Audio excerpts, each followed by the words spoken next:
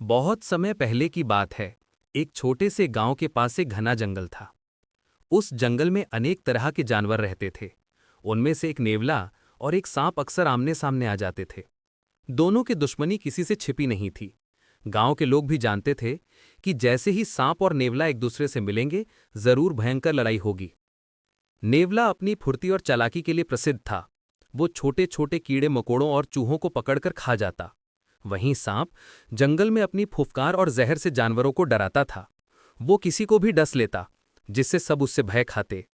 लेकिन नेवला उसकी ताकत से कभी नहीं डरता था। एक दिन की बात है। गांव के पास के मैदान में बच्चों का झुंड खेल रहा था। तभी अचानक घास के बीच से एक लंबा काला सांप फुफकारता हुआ निकल आया। बच्चे डर के मारे चिल्लाते हुए भाग खड़े हुए। सांप जहरीला था और किसी को भी डस सकता था। तभी पास ही झाड़ियों में बैठा नेवला ये सब देख रहा था। उसने तय किया कि वो इस खतरनाक सांप को गांव वालों और बच्चों से दूर करेगा।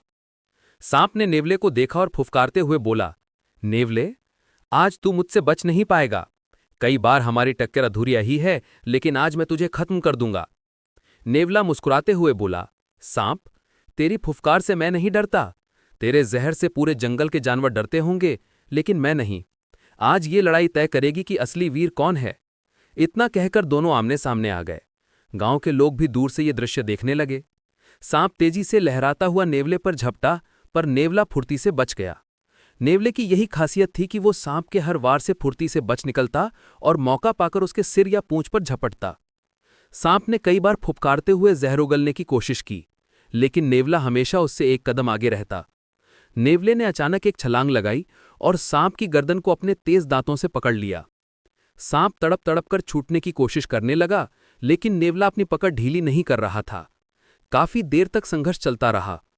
अंततः सांप ठक्कर जमीन पर गिर पड़ा। उसकी फुफकार बंद हो गई और उसकी आंखें स्थिर हो गई। नेवले ने अपनी जीत का ऐलान करते हुए सांप को वहीं छोड़ दिया। गांव के लोग खुशी से चिल्ला उठे। बच्चे दौड़कर नेवले के पास आए और उसे दुलारने लगे। सभी ने मिलकर कहा, नेवला सचमुच बहादुर है। इसने गांव को बड़े खतरे से बचा लिया। उस दिन से नेवला गांव का रक्षक कहलाने लगा। लोग उसे सम्मान देने लगे और उसकी बहादुरी की कहानियां सुनाने लगे।